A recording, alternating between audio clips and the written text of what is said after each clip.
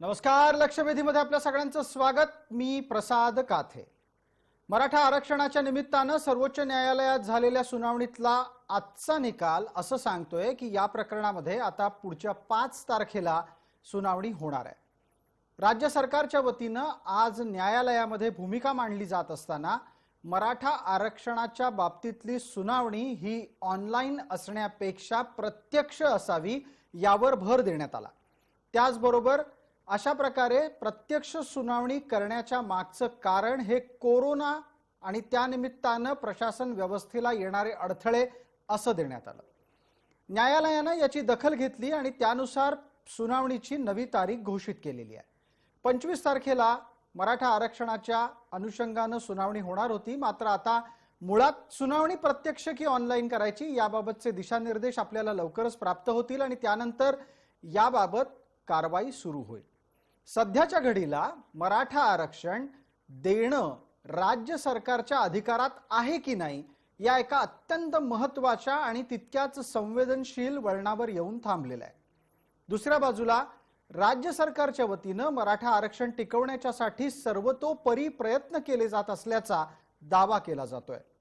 विरोधकांना हा दावा मान्य नाही, कारण या ना त्या कारणानं सातत्यानं या प्रकरणामध्ये सुनावणी तारीख पे तारीख अशा चक्रात अडकून पुढे जातीये हे आपल्या सगळ्यांनाच डोळ्यांनी दिसतंय. विरोधकांनी त्या आधारे आपली भूमिका घेत वेळकाढूपणाचं धोरण राज्य सरकार मराठा आरक्षणात अवलंबतंय, कारण मराठा आरक्षण राज्यात लागू होऊ द्यायचं नाही अशा प्रकारचा ठपका थेट राज्य सरकारवर ठेवलाय. त्यानिमित्तानं आजची लक्षवेधी चर्चा मराठा आरक्षणाच्या लढाईमध्ये वेळकाढूपणा कोण करताय.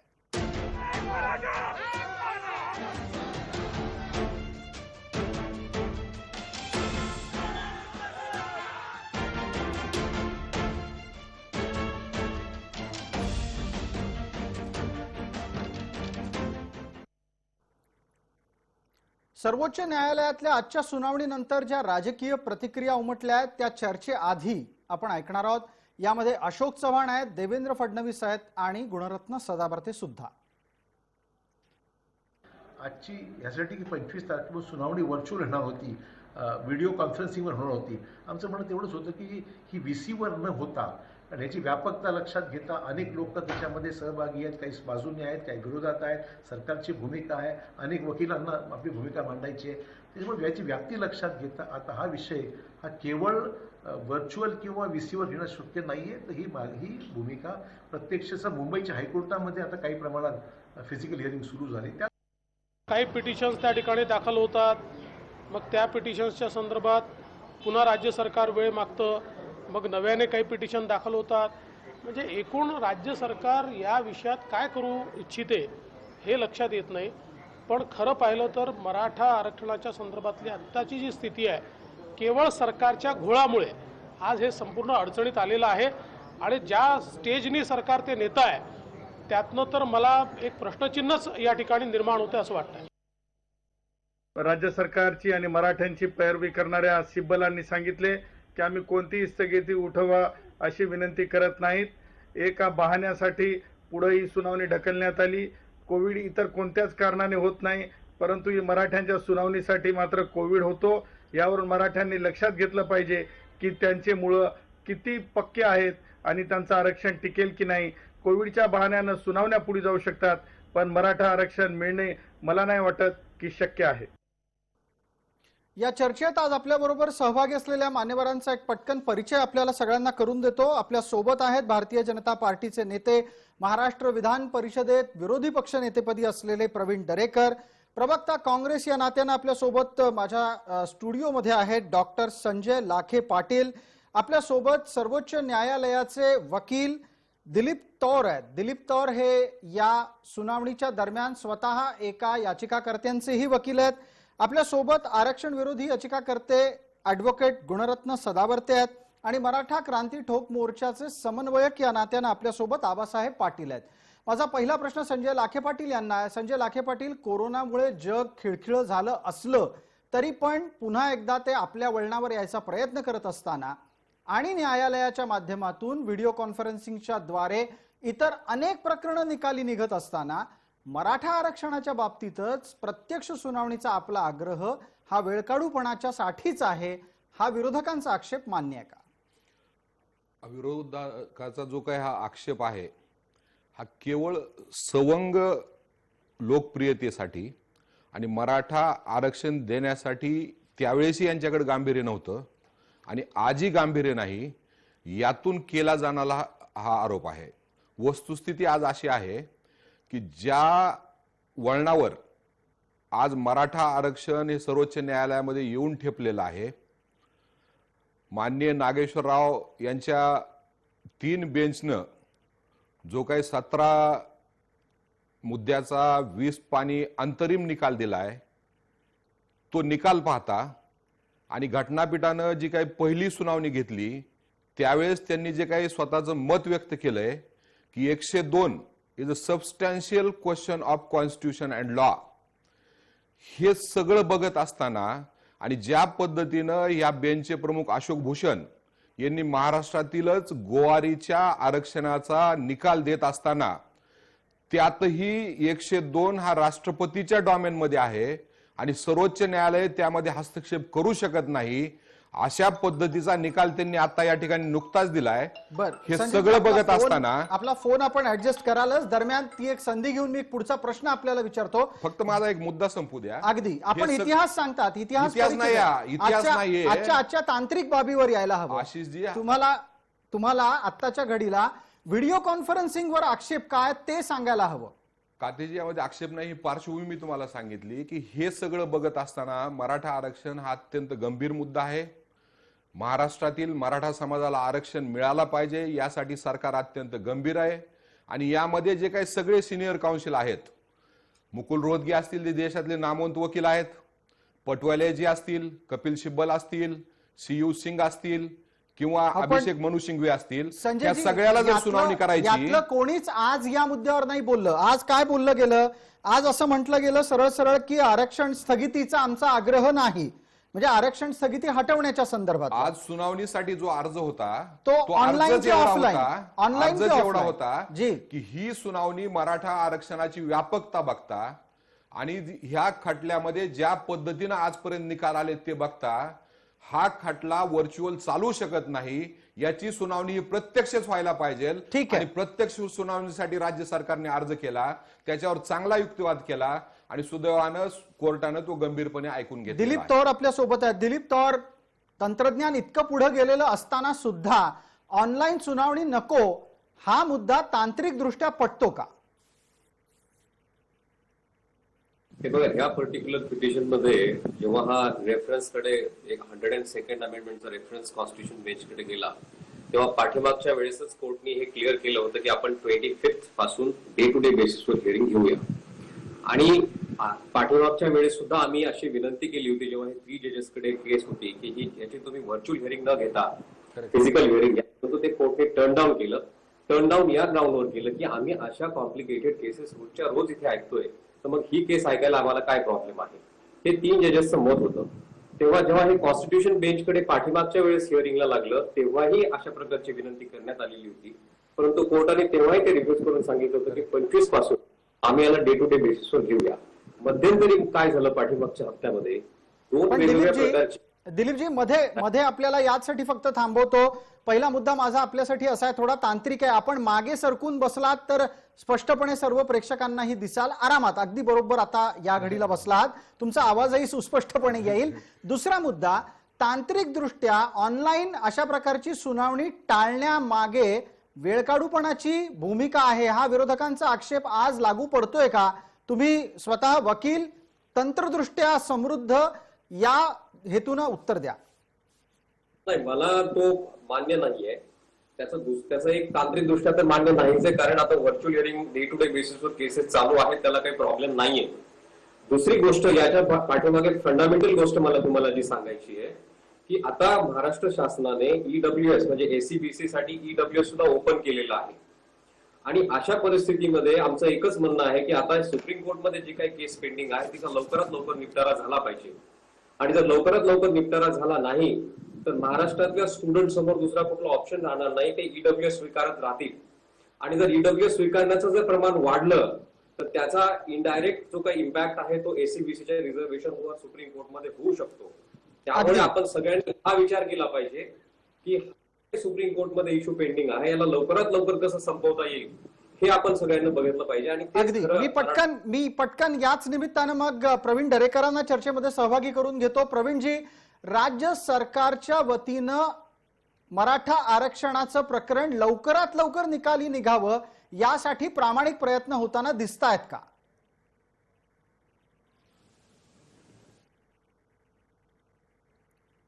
या सरकारचे अजिबात प्रामाणिक प्रयत्न मराठा आरक्षणाच्या बाबतीत दिसत नाही.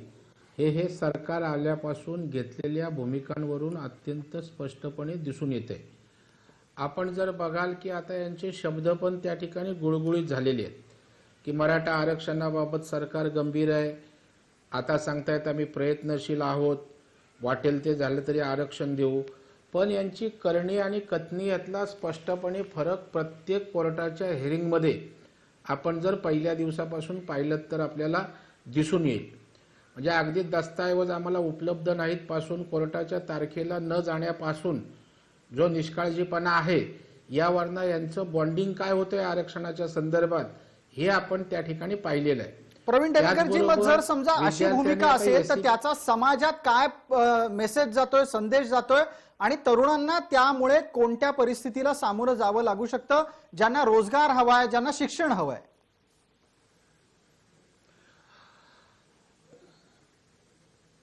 तरुणांमध्ये आज त्या ठिकाणी प्रचंड नैराश्य, प्रचंड असंतोष या ठिकाणी दिसतोय. आणि या सरकारची भूमिका आपण बघाल की सरकारमध्ये महाविकास आघाडीमध्ये त्या ठिकाणी असणाऱ्या नेत्यांच्या प्रत्येकाच्या वेगवेगळ्या भूमिका आहेत. एका बाजूला मराठा आरक्षणासाठी त्या ठिकाणी आम्ही गंभीर आहोत, प्रयत्नशील आहोत अशोक चव्हाण साहेब सांगतायत. त्याच वेळेला विजय वडेट्टीवार साहेब त्या ठिकाणी वेगळी भूमिका घेऊन समाजामध्ये असंतोष निर्माण करण्याचा प्रयत्न करतायत. भुजबळ साहेबांची तशा प्रकारची भूमिका दिसते. पुण्यात जाऊन त्या ठिकाणी आंदोलनं केली जात आहेत. आणि आपण आता त्या ठिकाणी मराठा समाजाचा तिळमात्र विश्वास राहिलेला नाही.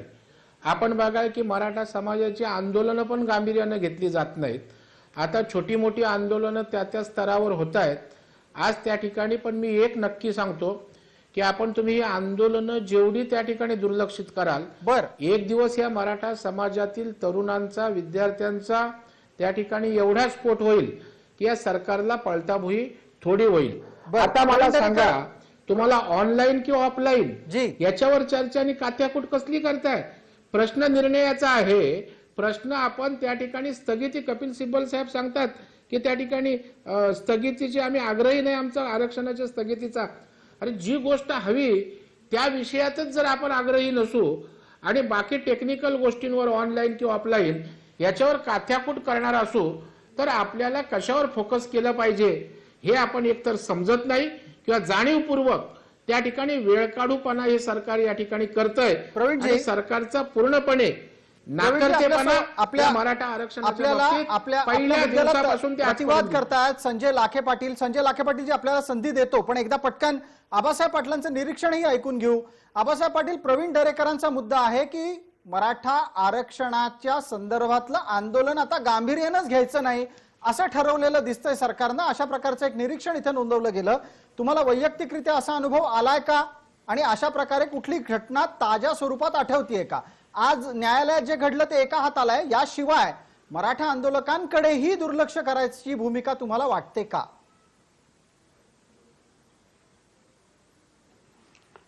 मुळात प्रसादजी, हे सरकार मराठा आरक्षणावरती गांभीर्यानं घेत नाही. मुळात सगळ्यात महत्वाचा विषय, 7 तारखेला आम्ही काही संघटनांचे प्रतिनिधी, मुख्यमंत्र्यांची आणि मंत्र्यांची बैठक घेतली. या बैठकीमध्ये स्पष्टपणे सांगण्यात आलं की आम्ही मराठा आरक्षणावरती एकमत करू आणि त्या ठिकाणी सुप्रीम कोर्टामध्ये स्थगिती हटवण्याच्या संदर्भामध्ये तत्काळ निर्णय घेऊ. आणि त्याच्या अनुषंगानं पुन्हा मग फिजिकल करायचं का ऑनलाईन करायचं हा नंतरचा विषय आला. 25 तारखेला जी सुनावणी होणार होती त्या सुनावणीच्या अगोदर 18 तारखेला यांनी आता अर्ज दाखल केला. आणि आज कोर्टामध्ये ज्या पद्धतीनं कपिल सिब्बल सांगतायत की स्थगिती उठवण्याच्या संदर्भामध्ये आम्ही भूमिका घेतलेली नाही, त्याच्या पलीकडे जाऊन की आज अशी गोष्ट समजली की MPSC सारखा आयोग सुप्रीम कोर्टामध्ये अर्ज करतो, सरकारला माहिती नाही, उपसमितीला माहिती नाही, आणि सरकार त्याच्यामध्ये डायरेक्ट एमपीएससीचा अर्ज केलेला आहे की आम्ही डायरेक्ट भरती करावी का, एससीबीसीचं आरक्षण वगळून आम्हाला परवानगी द्या. आणि दुसरा तुमचा प्रश्न होता की आंदोलनाच्या संदर्भामध्ये एखादं आंदोलन छोटं का होईना आंदोलन जुने पुकारलं तर त्या दिवशी आंदोलनाचा अर्ज केल्यानंतर 1 तासाच्या आतमध्ये आमच्या सगळ्या समन्वयकांना फोन येतात, पोलिसांचे, आमच्या गाड्या अडवल्या जातात, मुंबईमध्ये येऊ दिलं जात नाही, एवढी मोठी फिल्डिंग पोलिसांची आमच्या विरोधात केली जाते, आमचं म्हणणं आम्हाला मांडू दिलं जात नाही. आणि सरकार आबासाहेब तुमच्या मुद्द्यांना उत्तर द्यायची संधी आपण पटकन संजय लाखे पाटलांना देतो आहोत. संजयजी, 2 प्रमुख निरीक्षणं समोर आली. एक, सरकारचं न्यायालयात गांभीर्यपूर्वक दृढकथन नसणं, आणि दुसरं म्हणजे समाजाच्या आंदोलकांना सुद्धा दुर्लक्षित करणं. आबासाहेबाचे जे मुद्दे आहेत ते कार्यकर्ते म्हणून त्यांच्या ज्या भावना आहेत त्या भावनेशी मी नक्कीच सहमत आहे, त्याबद्दल मी नंतर बोलेल. पण या म्हणजे ठिकाणी तुम्ही आंदोलन चिरडलं जातं या भूमिकेचं समर्थन करता? आंदोलन करू दिलं पाहिजे कार्यकर्त्याला, त्यांच्या ज्या भावना आहेत त्या त्यांना व्यक्त करू दिल्या पाहिजेत. या बाबतीमध्ये आबासाहेबांच्या भूमिकेशी मी सहमत आहे. पण आंदोलन कुठेही दडपण्याचा प्रयत्न केला जात नाही. आझाद मैदानापासून माझ्या जिल्ह्यातल्या साष्ट पिंपळगावपर्यंत प्रत्येक ठिकाणी आंदोलन करू दिलं जाते, आंदोलन कुठेही दडपलं जात नाही, आणि त्या पद्धतीने राज्य सरकार प्रयत्न करत आहे. घटनात्मक पदावर बसलेले असलेले प्रवीण दरेकर या ठिकाणी जे काय बोलतायत त्याचं उत्तर देणं मला अत्यंत आवश्यक वाटतं. ते पूर्ण राज्याची या ठिकाणी दिशाभूल करतायत, आणि त्यांचा असा समज आहे की राज्याला काही कळतच नाही, फक्त प्रवीण दरेकरांना, फडणवीसाला, चंद्रकांत पाटलाला आणि भारतीय जनता पक्षालाच कायदा आणि कोड कळतो. या पद्धतीनं ह्या लोकांची सातत्यानं स्टेटमेंट या ठिकाणी असतात. मुळात या ठिकाणी आपण लक्षात घेतलं पाहिजे, एससीबीसी आरक्षण बाळगा जरा, चंद्रकांत पाटील, देवेंद्रजी जरा आदरानं बोलायला शिका जरा. या ठिकाणी आदराने बोलू आपण, दरेकरजी आपण आदराने बोलू. या ठिकाणी कधी बोलू, या ठिकाणी संजय लाखे पाटील त्यांचा मुद्दा आहे, आदरानं बोला. आता मी जे बोलतोय त्यामध्ये मी ते दुरुस्ती करून घेतोय. दरेकरजी बोललो मी. त्यांचा आक्षेप हे फडणवीस आणि चंद्रकांत पाटलांना आदर द्या असा आहे. त्यांचं नाव ज्यावेळेस येईल त्यावेळेस मी निश्चित देईल, आणि त्यांची अडचण मी समजू शकतो. बरं, या ठिकाणी प्रश्न मराठा समाजाचा आहे, कुठल्या व्यक्तीचा नाहीये. या ठिकाणी एक गोष्ट या ठिकाणी माझी काही अडचण नाही, जरा नीट बोला. महाराष्ट्रातील जनता 30 नोव्हेंबर 2018 या दिवशी तत्कालीन मुख्यमंत्री देवेंद्रजी फडणवीस, तत्कालीन मराठा आरक्षणाचे प्रमुख चंद्रकांतजी पाटील, प्रवीण दरेकरजी आणि विनायकराव मोहिते यांच्या सरकारनं जे आरक्षण दिलं हे राज्य सरकारच्या अधिकारात नसलेलं 50% वरचं आरक्षण दिलं. या ठिकाणी आपण लक्षात घेतलं पाहिजे. दुसरा मुद्दा या ठिकाणी आपण लक्षात घेतला पाहिजे की तत्पूर्वी 11 ऑगस्ट 2018 रोजी केंद्र सरकारनं 102वी घटना दुरुस्ती केली होती, आणि त्या घटना दुरुस्तीनंतर 342A1 आणि 26C ह्या 2 कलमानुसार राज्याचे आणि एससीबीसीच्या नागरिकत्वाचे अधिकार त्यांनी संपून टाकले होते.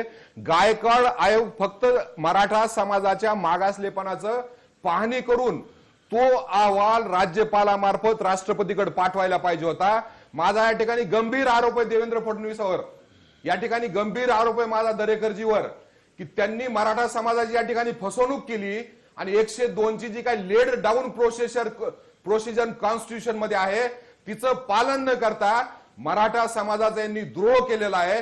50%च्या वर आरक्षण द्यायचा राज्याला अधिकार नव्हता, आणि 102च्या घटना दुरुस्तीनंतर राज्य सरकारला जो अधिकार नव्हता तो अधिकार आहे असं भासून यांनी आरक्षण दिलं. आणि नेमका हा मुद्दा सर्वोच्च न्यायालयाने आणि घटनापीठाने पकडलेला आहे, आणि घटनापीठाने सुद्धा सांगितलंय याच्यावर प्रवीण दरेकरांना घटना दुरुस्ती is a substantial question of law, याला कुणी डिनाय करू शकत नाही. संजयजी, याच्यावर आपण प्रवीण दरेकरांना बोलायची संधी देऊ, कारण तुम्ही थेट आक्षेप त्यांच्यावर घेतलेत. पण कायदेशीर आक्षेप आहेत, कायदेशीर सल्ला या निमित्तानं फसवणूक या ठिकाणी केलेली आहे, आणि घटनात्मक फसवणूक केलेली आहे. या निमित्तानं या ठिकाणी दुसरी गोष्ट सांगतो मी, डॉक्टर लाखे पाटील स्टेटमेंट केलं. डॉक्टर लाखे पाटील, वेळेची मर्यादा आहे, वेळेची मर्यादा आहे. मी पुरेसा वेळ आपल्याला दिलाय, आपण आपले आक्षेप मांडलेत. प्रवीण दरेकरांना त्याचं उत्तर द्यायची संधी मिळेलच. एकदा फक्त तांत्रिक दृष्ट्या समजून घेऊ. घटनात्मक दृष्ट्या 102व्या दुरुस्तीच्या नंतर अशा प्रकारचा अधिकार राज्याला राहिलाय की नाही राहिलाय? आपल्याकडे 2 वकील आहेत, सर्वोच्च न्यायालयात काम करणारे वकील आहेत. गुणरत्न सदावर्ते आधी बोलतील, त्यानंतर दिलीप तौर बोलतील आणि जे राजकीय आरोप आहेत त्याच्यावर प्रवीण दरेकरांचं उत्तर आपल्याला घ्यायचंच आहे. गुणरत्न सदावर्तेजी, 102व्या घटना दुरुस्तीच्या बाबतीत राज्य सरकारच्या कडचा अधिकार अबाधित आहे की नाही? आपलं उत्तर, त्यानंतर दिलीप तौर. मी लिगल फ्रेटर्निटी आणि महाराष्ट्रातल्या आणि देशातल्या एका मोठ्या कौन्सिलमध्ये सर्वाधिक मतं घेतलेला माणूस या नात्यानं मी सगळ्यात अगोदर संजय लाखे पाटील जे आहेत त्यांचा मी निषेध नोंदवतो. ते 2 कारणासाठी निषेध नोंदवतो. एक म्हणजे त्यांनी माननीय न्यायमूर्तींना कशा अर्थाने संबोधावं ही ती परिपक्वता नाही आणि अशा प्रकारचं बोलणं हे अयोग्य आहे, कंटेम्प्टिव्हस आहे आणि त्यांनी एकेरी नावाने माननीय न्यायमूर्ती अशोक भूषण यांचं नाव घेतलेलं आहे आणि त्यामुळं त्यांनी माफी मागावी, महाराष्ट्राची माफी मागावी आणि माननीय सर्वोच्च न्यायालयाची सुद्धा माफी मागावी असा मी आग्रह धरतो. ठीक आहे सदावर्तेजी, आपण थोड्या वेळापूर्वी त्यांना 2 राजकीय व्यक्तींच्या उल्लेखाबाबतही बोललो आहोत. आपण अशी अपेक्षा बाळगूयात की ते न्यायाधीशांच्या, न्यायमूर्तींच्या उल्लेखाबाबत सजग असतील. आपण मुद्द्याकडे येऊयात. 102व्या घटना दुरुस्तीच्या बाबत आपलं मार्गदर्शन अपेक्षित करतो. एक मिनिट. त्यानंतर ते असं त्यांनी एक कोटेशन दिलं की माननीय न्यायमूर्ती अशोक भूषण यांनी गोवारींच्या बाबतीमध्ये जो निर्णय दिला आणि त्या अर्थाने त्यांचं असं म्हणणं होतं की त्यांच्या बाबतीमध्ये त्यांची निगेटिव्ह फिलिंग आहे. माझं असं म्हणणं आहे की गोवारींच्या बाबतीतली केस संजय लाखे पाटील थोडं पुस्तक उघडायचं, प्रोसिडिंग पाहायच्या. त्या गोवारींच्या विरोधात तुम्ही सरकार सर्वोच्च न्यायालयामध्ये गेलात, माननीय सर्वोच्च न्यायालयामध्ये, आणि त्या गोवारी समाजावर अन्याय करणारा निकाल तुम्ही अग्रक्रमाने आणलेला आहे. माननीय मुंबई उच्च न्यायालयाच्या नागपूर पीठाने तो दिलेला निकाल होता. गोवारींच्या बाबतीमध्ये तुम्ही नकारार्थीयत आरक्षणासाठी आणि मराठ्यांच्या बाबतीमध्ये सकारार्थीयत आरक्षणासाठी ही दुटोपी भूमिका कशासाठी पाहिजे? दुसरी महत्वाची गोष्ट, तुम्ही एक गोष्ट आज महाराष्ट्रासमोर जय महाराष्ट्राच्या माध्यमातून मान्य केली, हे राज्याच्या अखत्यारीतलं आरक्षण नाही. म्हणून त्याकरिता आज कपिल सिब्बलांनी खुल्या अर्थाने मान्य केलेलं आहे की काय, की स्थगितीला आम्ही उठवण्याचा विचार करत नाही. तुम्हाला माहित आहे तुमच्या पायाखालची वाळू निसटलेली आहे, तुम्हाला माहित आहे की आरक्षण न टिकणार आहे. म्हणून कोविडचा बहाणा, असे बहाणे किती दिवस कराल? इतर केसेसच्या बाबतीमध्ये, सुशांतच्या केसच्या बाबतीमध्ये तुम्हाला कधी सुद्धा असं वाटलं नाही की सुनावणी वेळेवर म्हणजे फिजिकल झाली पाहिजे. ह्या सगळ्या दुटोपी गोष्टी आहेत. तुम्हाला न मिळणार आरक्षण आहे म्हणून तुम्ही तांत्रिकदृष्ट्या महाराष्ट्रातल्या मराठा समाजाची फसवणूक तुम्ही तुमच्या तोंडून आता बोलत आहात. तो शब्द माझा आहे, आमचा शब्द आहे की मराठा समाजाची फसवणूक केली आणि आता तुम्ही सुद्धा त्याला दुजोरा देतात. याचाच अर्थ मराठा युवकांनी समजून घ्यावं की आरक्षण न मिळणार आणि तांत्रिक गोष्टी पुढे केल्या जातील आणि हे नौटंकीची भाषा बोलली जाईल हे मात्र आम्हाला नक्की माहिती आहे. ठीक आहे सदावर्तेजी, तुमच्या या निरीक्षणानंतर दिलीप तौर यांच्याकडून एक तांत्रिक दृष्ट्या समजून घेणं गरजेचं आहे 102व्या घटना दुरुस्तीच्या बाबत, राज्य सरकारच्या अधिकाराबाबत. हे बघा, 102वी घटना दुरुस्ती झाल्यानंतर महाराष्ट्र शासनाचे किंवा राज्य सरकारचे कुठलेही अधिकार गेलेले नाहीत. 102व्या घटना दुरुस्तीनंतर राज्य सरकारला पूर्ण अधिकार आहे बॅकवर्ड क्लास आयडेंटिफाय करण्याचा किंवा बॅकवर्ड कमिशन स्थापन करण्याचा. बॅकवर्ड क्लास स्थापन करण्याचे जे काही अधिकार आहेत ते इंद्रस्वामीच्या केसमधून फ्लो होतात, त्याच्या व्यतिरिक्त कॉन्स्टिट्यूशन मधून सुद्धा फ्लो होतात. त्यामुळे याचा 102व्या घटना दुरुस्तीशी याचा काहीही संबंध नाही. 102वी घटना दुरुस्ती झाल्यानंतरही राज्याला अधिकार आहे. हा पर्टिक्युलर एक अत्यंत महत्वाचं निरीक्षण आपण मांडलं दिलीप तौर. मग जर समजा हे निरीक्षण आपलं आहे तर कायदेशीर दृष्ट्या हे राज्य सरकारच्या वकिलांना कळत का नसावं की 102व्या घटना दुरुस्तीनंतर सुद्धा महाराष्ट्राचे अधिकार अबाधित राहतात आणि केवळ महाराष्ट्राचे नाही तर राज्यांचे अधिकार अबाधित राहतात. ही आपली कायदेशीर समज आहे. पण दुसऱ्या बाजूला आता मराठा आरक्षणाचं आंदोलन हे सगळ्या राज्यांनी एकत्र येऊन लढावं अशा प्रकारची तयारी सुरू राहते. या सगळ्यातून अपेक्षित काय असतं? मला थोडं प्लीज एक्सप्लेन करू द्या. ठीक. हा क्वेश्चन बॉम्बे हायकोर्टमध्ये सुद्धा रेज करण्यात आलेला होता. जेव्हा बॉम्बे हायकोर्टमध्ये केस चालू होती तेव्हा हा रेज करण्यात आलेला होता की after 102nd amendment the commission's the constitution of commission is invalid, not legally valid. That was the submission raised before the high court. हायकोर्टनं हे सबमिशन टर्न डाऊन केलं आणि हायकोर्टने क्लिअरली फाइंडिंग दिली की 102वी घटना दुरुस्ती झाल्यानंतर सुद्धा राज्याला ते कायदेशीर घटनात्मक अधिकार आहे. बरोबर. दुसरी गोष्ट म्हणजे 102वी घटना दुरुस्तीवर जेव्हा संसदेमध्ये डिबेट चाललं त्यावेळेस सुद्धा असे क्वेश्चन्स करण्यात आले होते आणि त्यातही क्लॅरिफिकेटरी नोट आहेत की राज्याचे अधिकार काढून घेतलेले नाहीत. आणि घटना एवढी क्लिअर आहे, तुम्ही वाचल्यानंतर तुमच्या लक्षात येईल हा फक्त एक कायद्याचा प्रश्न तिथे उपस्थित झालेला असल्यामुळे हा घटनापीठाकडे गेलेला आहे. बर. आणि आमचं जे आरक्षण आहे ह्या 102व्या घटना दुरुस्ती व्हॅलिड आहे की अनव्हॅलिड आहे, म्हणजे राज्याला अधिकार आहेत की नाही आहे, याच्या बेसिसवर एससीबीसीचं आरक्षण टिकणार आहे. त्यामुळे राज्य सरकारचं सुद्धा असंच म्हणणं आहे सुप्रीम कोर्टमध्ये की 102वी घटना दुरुस्तीने राज्याचे अधिकार काढून घेतलेले नाहीत. कदाचित लाखे पाटलांचं हे पर्सनल किंवा वैयक्तिक मत असावं. फार बरं झालं दिलीप तौर आपण या सबमिशनवर आलात. मला हे सबमिशन अपेक्षित होतं, कारण काय होतं बऱ्याचदा प्रवक्ता या नात्यानं माध्यमांकडे येऊन मांडायची भूमिका एक असते, न्यायालयात वेगळी भूमिका घेतली जाते का? तुम्हाला अशा प्रकारचा फरक दिसतोय का दिलीप तौर? कदाचित लाखे पाटलांना हे माहिती असावं, पण कदाचित त्यांना हा क्वेश्चन कदाचित समजला नसावा. परंतु राज्य सरकारचं ऍफिडेव्हिटवर असं म्हणणं आहे हायकोर्टमध्ये आणि सुप्रीम कोर्टमध्ये की 102वी घटना दुरुस्तीचा राज्याच्या अधिकारावर कुठलाही परिणाम होत नाही. राज्याला पूर्ण अधिकार आहेत बॅकवर्ड कमिशन स्थापन करण्याचे. इनफॅक्ट हा आमचा सगळ्यात मोठा पॉइंट आहे सुप्रीम कोर्टमध्ये. त्यामुळे कदाचित लाखे पाटलांनी त्यांचं वैयक्तिक मत व्यक्त केलं असेल, परंतु सुप्रीम कोर्टमध्ये स्टेट गव्हर्नमेंटचं असंच म्हणणं आहे जे मी सांगितलं. अगदी दिलीप तौर यांच्या या सर्व विवेचनानंतर लाखे पाटील आपली संधी. आता आपण थोड्या वेळापूर्वी प्रवीण दरेकरांच्या बाबतीत केलेले जे काही राजकीय आरोप होते ते बाजूला ठेवा, पण तुम्ही मूळ जो 102व्या घटना दुरुस्तीच्या संदर्भात केलेला आक्षेप आहे तो कायदेशीर दृष्ट्या खोडून निघालाय असं दिसतंय. तुम्हाला पटतं का? नाही. या ठिकाणी आपण लक्षात घेतलं पाहिजे 102व्या घटना दुरुस्तीनंतर केंद्र सरकारनं जो काही बॅकवर्ड क्लास कमिशनला कॉन्स्टिट्यूशन दर्जा दिला आणि 338B हे कलम घटनेमध्ये समाविष्ट केलं, त्यानंतर 342A1 हे कलम घटनेमध्ये समाविष्ट केलं आणि हे कलम समाविष्ट करत असताना त्यांनी लेट डाऊन प्रोसिजर दिली. गायकवाड कमिशनला मराठ्यांचं मागासलेपण सिद्ध करायचा अधिकार आहे का? आहे. राज्य सरकारला मागासवर्गीय कमिशन नेमायचा अधिकार आहे का? आहे. परंतु त्यानंतर राज्य सरकारनं हा प्रस्ताव जो काही गायकवाड कमिशननं मराठ्यांचं मागासलेपण मान्य केलेलं आहे, हे मागासलेलं मान्यपण त्यांनी राज्यपालामार्फत राष्ट्रपतीकडे पाठवायला पाहिजे. ही लेट डाऊन प्रोसिजर 42A कायदेशीर दृष्ट्या तज्ञांनी आता सांगितलं की तुम्ही स्वतःच न्यायालयात ऑब्जेक्टच करत नाही आहात. मी देतो सदावर्तीजी आपल्याला संधी देणार आहे. फक्त 30 सेकंद घेतो. बर पटकन कृपया. मी म्हणतो की जे काही संजय लाखे पाटील बोलत आहेत तोच आमचा युक्तिवाद आहे आणि कदाचित म्हणजे आपण म्हणतो ना ऑफ द रेकॉर्ड वकिलांनी बोलले असतील आणि ते संजय लाखे पाटलांनी पकडलेलं असेल.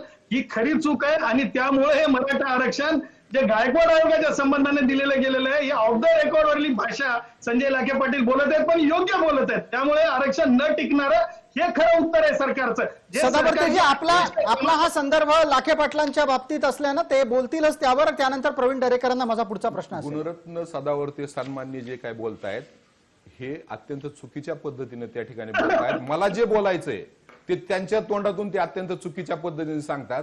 त्यांच्यासारखा जो उलट त्यांचं म्हणणं आहे की त्यांना जे सांगायचंय ते तुम्ही बोलताय. त्यानंतर त्यांनी जे काय बोललंय की कदाचित असं त्यांनी ऐकलं असेल वगैरे काही नाहीये हे प्रकार. 342A1 जे काही आहे शेवटी सर्वोच्च न्यायालयामध्ये केस गेल्यानंतर जे काही 3 न्यायमूर्तीच्या जजनी जो निकाल दिला, त्यांनी जे काही निकाल देताना ABC करून ए प्रमाणे 102 हे घटनापीठाकडे पाठवलं.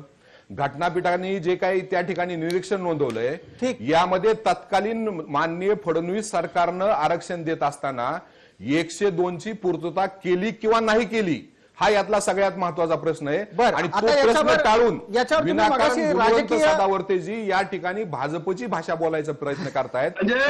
बोलू नये या ठिकाणी. मी सांगतो घटना काय सांगते, घटना काय सांगते. मग तुम्हालाही माझ्यावर वैयक्तिक बोलायचा अधिकार नाही. तुम्हालाही माझ्यावर वैयक्तिक बोलायचा अधिकार नाही. तुम्हालाही अधिकार दिलेला नाही घटनेने.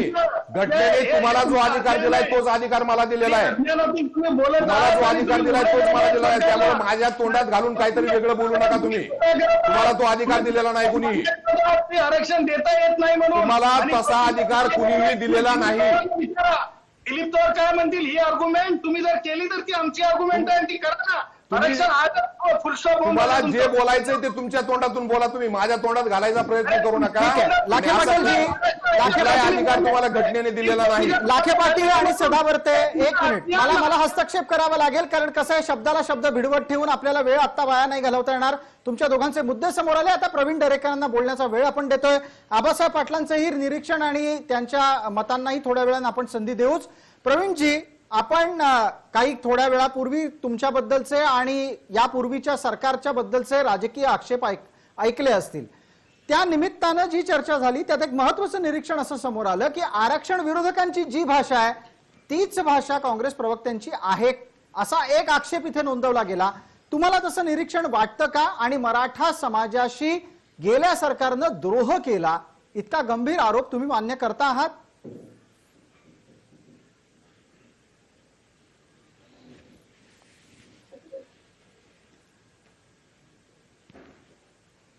हॅलो, जी प्रवीणजी बोला. माझा आवाज आपल्यापर्यंत पोहोचला असेल, माझा प्रश्न आपल्यापर्यंत पोहोचला असेल तर आपण आपलं उत्तर देऊ शकता, सुरू करू शकता. आपला आवाज अगदी नीट येतोय आमच्यापर्यंत. खरं खरं खरं खरं म्हणजे मला आश्चर्य वाटतं लाखेंचं की या ठिकाणी देवेंद्र फडणवीस साहेबांच्या बाबतीत एवढा आकस त्या ठिकाणी त्यांच्या नेत्याने आणि पक्षाने निर्माण केलाय, तो ध्वनीत असताना प्रत्येक चर्चेत दिसतोय, जो आता या ठिकाणी दिसला. आता आरोप करण्याचं काम तुमचं नाहीये हो, निर्णय घ्या. आणि मराठा समाजाला जे एकने दोनवी घटना दुरुस्ती त्या ठिकाणी कुठेही त्या ठिकाणी आडवी येत नाहीये, याचा आत्ता स्पष्ट झालं. परंतु या ठिकाणी आपण बघाल की केवळ राजकीय दृष्टीनंच अशा प्रकारच्या चर्चेमध्ये बोललं जात आहे. आपल्या सरकारचं कर्तृत्व, त्या ठिकाणी सरकार म्हणून मांडलेली भूमिका कशी योग्य आहे हे अजिबात या ठिकाणी दुर्दैवानं सांगितलं जात नाही. मला या ठिकाणी विचारणं आहे की विनायक मेटे असतील, आबासाहेब पाटील असतील, मराठा संघटनांच्या वेगवेगळ्या प्रतिनिधींसोबत जी उद्धवजी ठाकरे साहेबांनी बैठक सरकार म्हणून घेतली, त्याच्यात काय सांगितलं होतं की आम्ही या ठिकाणी स्थगिती उठवण्यासंदर्भात आग्रह धरू. हे तर होतं. लाखे पाटलांनी उत्तर द्यावं. जर त्या ठिकाणी सरकार म्हणून स्थगिती उठवण्याचा आग्रह धरू अशा प्रकारची भूमिका सरकारची असेल तर त्या सरकारने नेमलेले वकील कपिल सिब्बल साहेब त्या ठिकाणी स्थगितीचा आरक्षणाचा आग्रह नाही अशा प्रकारची भूमिका येते. म्हणजे तुम्ही मराठा समाजाला, मराठा समाजाच्या नेत्यांना बनवण्याचं काम करताय. तुम्ही केवळ वेळकाढूपणा या ठिकाणी सरकार करतंय. गायकवाड आयोगाचा त्या ठिकाणची जो निर्णय किंवा जी शिफारस होती ती घटनात्मक होती, संविधानिक होती. आणि जर आपण त्या ठिकाणी बोलताय ना की 102 ची त्या ठिकाणी घटना दुरुस्तीचे अधिकार नाहीत, मग तुम्ही का नाही केले पुन्हा? या ठिकाणी केवळ या ठिकाणी बनवाबनवी चाललेली आहे. आणि आता मराठा समाजाच्या प्रत्येकाला कळलेलं आहे, अरे कशाला देवेंद्र फडणवीस साहेबांवर आक्षेप घेताय? तुम्हाला जमत नाही म्हणून त्याच देवेंद्र फडणवीस साहेबांनी कोर्टात, हायकोर्टात टिकेल असं आरक्षण दिलं. कोर्टात त्यांनी टिकवून सुद्धा दाखवलं. आणि तुम्ही संवेदना बघा, चंद्रकांत दादा ज्या वेळेला समितीचे अध्यक्ष होते त्यावेळेला प्रत्येक आठवड्याला 2-3 बैठका व्हायच्या. सगळ्या पक्षाच्या नेत्यांना सामावून घेतलं जायचं, ठीक, वकिलांचं ब्रीफिंग घेतलं जायचं. आता किती बैठका होतात हो? कोणाला बोलवता हो? कोण त्या ठिकाणी काय घडतंय सांगतंय? आंदोलकांना त्या ठिकाणी आबासाहेब पाटील म्हणाले ते खरं आहे. मी सांगतो, गाड्या अडवल्याचे माझ्याकडे फोटो आहेत. मी एसपी, कलेक्टर आणि सीपींशी बोललेलो आहे. अनेक वेळा परवानग्या दिलेल्या नाहीयेत. आणि काय सांगता, आंदोलन आम्ही परवानग्या देतो म्हणून देवेंद्रजी 2-2, 3-3 वाजेपर्यंत रोज आबासाहेब पाटील साक्ष देतील. ठीक, 2 वाजता रात्री ते भेटलेले आहेत वर्षावर. दरेकरजी एक मिनिट, या मुद्द्यावर वेळेची मर्यादा आहे आपल्याला. संजय लाखे पाटलांना उत्तर द्यायचंच आहे. आबासाहेब, आपलं एक निरीक्षण मी कृपया 1 मिनिटात मांडायची संधी देतो. संजय लाखे पाटलांचं उत्तर घ्यायचंय आपल्याला आणि वेळेची मर्यादा आपल्या प्रत्येकाला पाळायची ही विनंती. आबासाहेब, आपण बोलणार आहात, 1 मिनिटाचा वेळ आहे. मुळात आता जी सगळी चर्चा ऐकली त्या चर्चेच्या माध्यमातून महाराष्ट्रातल्या जनतेला कळलं पाहिजे की मागच्या सरकारमध्ये ज्या वेळेला मराठा आरक्षणाची हायकोर्टामध्ये सुनावणी चालू होती, संपूर्ण सुनावणी कंप्लीट होईपर्यंत सगळ्या लोकांचं म्हणणं ऐकून घेतलं जात होतं. वकिलाचं म्हणणं ऐकून घेतलं जातं, आमच्या छोट्या छोट्या सूचना ऐकून घेतल्या जात होत्या आणि शेवट 40 दिवस त्या ठिकाणी सरकार आम्हाला त्या ठिकाणी सहकार्य केलं. आम्ही म्हणेल ते त्या ठिकाणी मुद्दे मांडण्यात आले. परंतु दुर्दैव असं सुप्रीम कोर्टात गेल्यानंतर 1 वर्षापासून आज आम्ही सगळे वेगवेगळ्या पद्धतीनं वेगवेगळे लोक त्या ठिकाणी मुख्यमंत्र्याला भेटतायत. चर्चेत एक विषय होतो, बाहेर आल्यानंतर वेगळा विषय होतो. आता आम्ही गेल्यानंतर आमच्या पाठीवरून हात फिरवला जातो, आम्हाला सांगितलं जातं आम्ही करतो आणि आतमध्ये गेल्यानंतर त्यांचे अधिकारी घोषणापत्र काढतात, परिपत्रक काढतात. मी संजय लाखेंना विनंती करतो की मराठा आरक्षण हा कोणत्या राजकीय पक्षाचा मुद्दा नसून मराठा समाजाचा मुद्दा आहे. तुम्ही राजकीय भाषा न बोलता काँग्रेस असेल, राष्ट्रवादी असेल, शिवसेना असेल, भाजप असेल, ही भाषा न करता मराठा समाजाला आरक्षण कसं मिळेल याच्या बाबतीत सगळ्या पक्षांनी भूमिका घ्यावी. जशी मागच्या वेळेला भूमिका एकत्रित घेतली होती, आता ह्या सरकारला विरोधी पक्षाला विचारायला वेळ नाहीये. आम्ही त्यांना सांगितलं त्यांनाही सोबत घ्या. सुप्रीम कोर्टामध्ये जाऊन मोदींच्या संदर्भामध्ये चर्चा झाली, मोदींना पत्र द्या. ते आम्ही सांगितल्यानंतर पत्र दिलं आणि त्याच्या अगोदर ह्यांनी त्यांना विचारलं नाही. आणि आज ज्या पद्धतीने आले ह्यांचे वकील सांगतात की आम्ही स्थगिती उठवणार नाही, स्थगित आमचा मुद्दा नाही. आबासाहेब, इकडे एक बोलायचं, टीव्हीला एक बोलायचं. आपल्या मुद्द्याचा प्रतिवाद संजय लाखे पाटलांना करायचा आहे, त्याचबरोबर प्रवीण दरेकरांच्या मुद्द्यावर इथे बोलणार आहेत.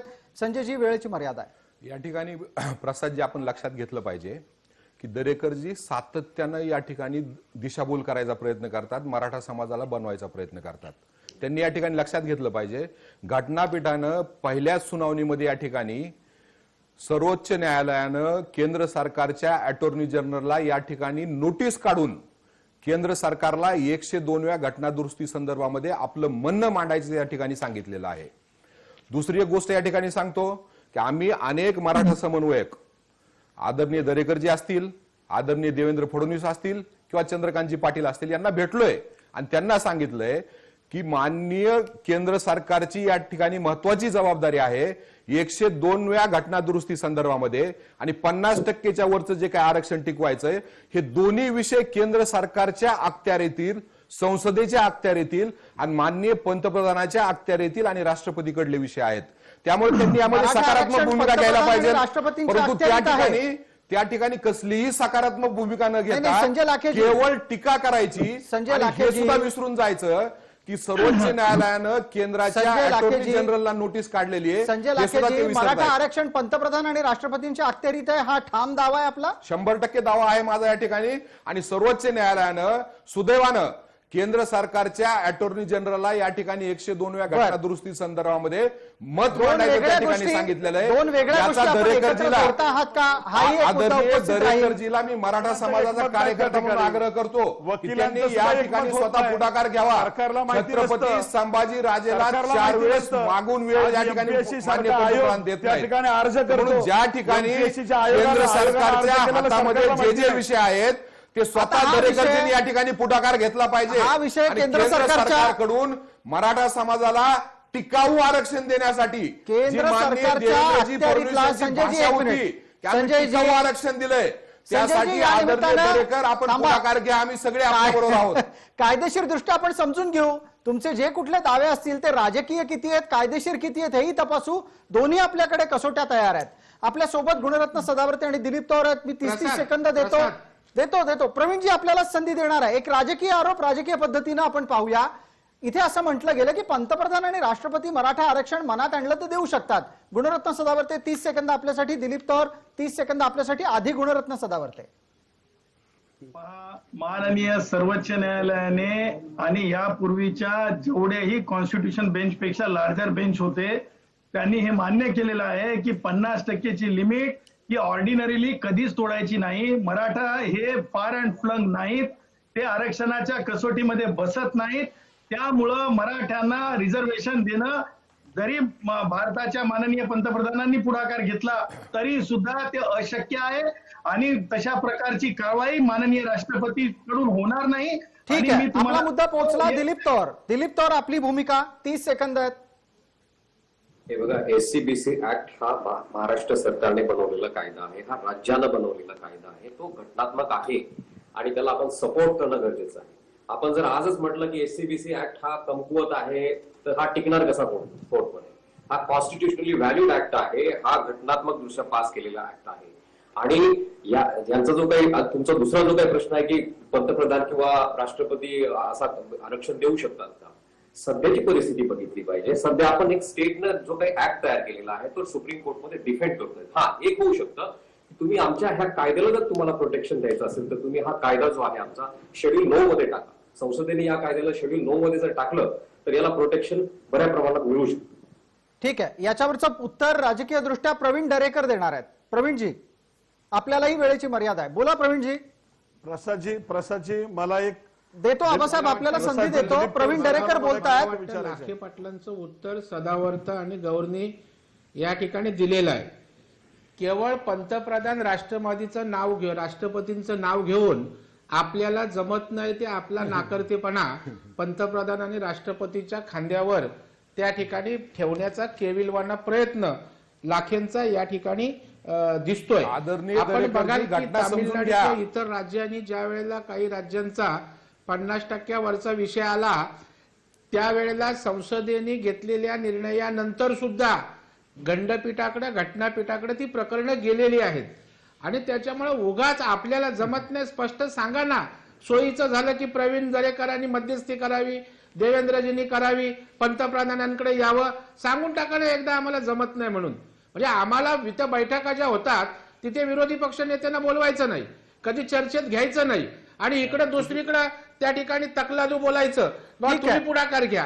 म्हणजे अशा प्रकारच्या दुटप्पी वागणं आणि ज्या गेल्या काही दिवसातल्या भूमिका मराठा समाजाच्या बाबतीत आहेत ना त्या तुम्हाला दिसतील. दरेकरजी, एकच मिनिट, वेळेची मर्यादा असल्यानं थांबवतोय. लाखे पाटलांना आपण 1 मिनिटाची संधी देतोय. मात्र एक लक्षात घ्या लाखे पाटीलजी, आपल्याला एक छोटीशी जाहिरातीची विश्रांती घ्यायची आहे. आपण आपलं म्हणणं मांडा, 1 मिनिटानंतर आपण पटकन ब्रेकला जाणार आहोत. संजयजी, या ठिकाणी आपण लक्षात घेतलं पाहिजे की आदरणीय दरेकरजी राजकीय बोलतात, घटनात्मक बोलत नाहीत. त्यांना 102वी घटना दुरुस्ती, संसदेचे अधिकार आणि राष्ट्रपतीचे अधिकार या बाबतीमध्ये ते पूर्ण अनभिज्ञ आहेत आणि राजकीय दृष्ट्या या ठिकाणी स्टेटमेंट सांगितलं सदावर्तेजी म्हणजे घटना नाहीये दरेकरजी. सदावर्तेजी म्हणजे काही घटना नाही, घटना ही घटना आहे हे आपण समजून घ्या. आणि सर्वोच्च न्यायालयाच्या घटनापीठानं या ठिकाणी केंद्र सरकारला नोटीस दिलेली आहे.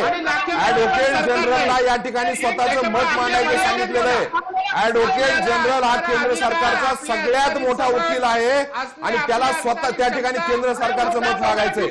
आणि या ठिकाणी दुसरी गोष्ट लक्षात घेतली पाहिजे, आदरणीय छत्रपती संभाजीराजे यांनी सगळ्या खासदारांच्या वतीनं 4 पत्र माननीय पंतप्रधानांना लिहिले.